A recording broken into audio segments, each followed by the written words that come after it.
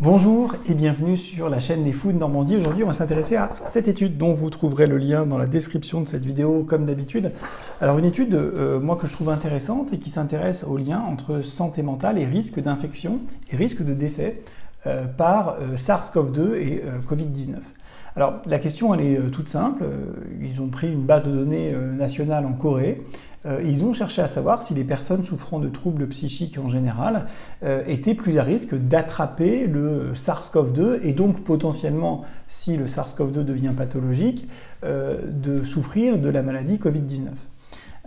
Alors la réponse elle est assez simple, c'est non. Au global, les personnes souffrant de troubles psychiatriques ne sont pas plus à risque que les autres d'attraper, de contracter le SARS-CoV-2, à l'exception d'un sous-groupe parmi cette population, que sont les personnes qui souffrent de schizophrénie, de délire, d'hallucination, de troubles schizotypiques, bref, de ce champ, de ce spectre, de ce regroupement des personnes qui souffrent de délire et ou d'hallucinations chroniques et qui souffrent également d'une désorganisation de la pensée, du comportement et des émotions.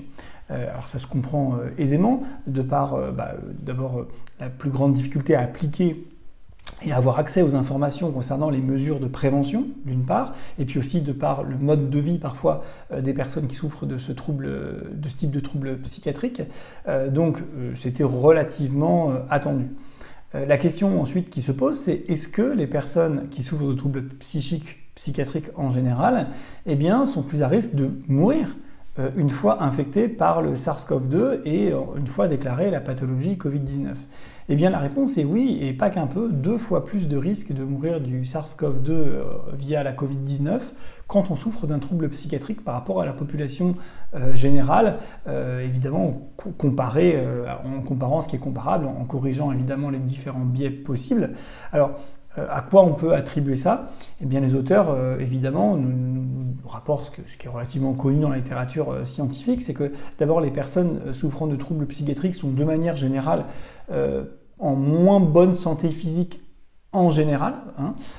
Ils ont en général un peu plus de troubles de santé, de comorbidités pouvant favoriser la mortalité par le SARS-CoV-2 via la Covid-19.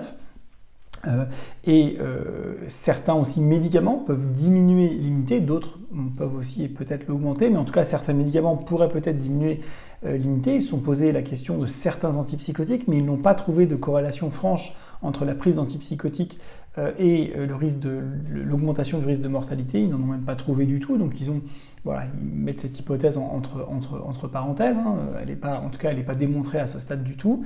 Un certain nombre de facteurs donc font que les patients souffrant de troubles psychologiques, psychiatriques, sont globalement en plus mauvaise santé et donc finalement plus fragiles à ce type d'infection. Et en fait, on connaît dans la littérature d'autres maladies, notamment d'autres maladies infectieuses respiratoires, pour lesquelles la mortalité et le risque en tout cas de complications graves sont augmentés, sont plus élevés chez les personnes souffrant de troubles psychiatriques. Donc ce n'est pas finalement étonnant, ce n'est pas du tout spécifique évidemment à ce virus SARS-CoV-2, quelque chose qui se retrouve de manière plus générale. Alors, qu'est-ce qu'on en tire de ça? On en tire que d'abord, il faut essayer de se soigner au mieux. On en tire qu'il faut évidemment faire les gestes de prévention qui sont recommandés quand ils sont recommandés.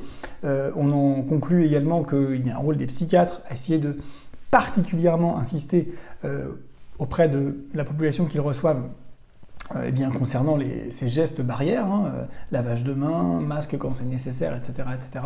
Et puis peut-être à suivre de manière peut-être plus fine, plus régulière ces patients, peut-être aussi aux médecins traitants qui ont des patients qui souffrent de troubles psychiques ou psychiatriques, de peut-être aussi plus les surveiller.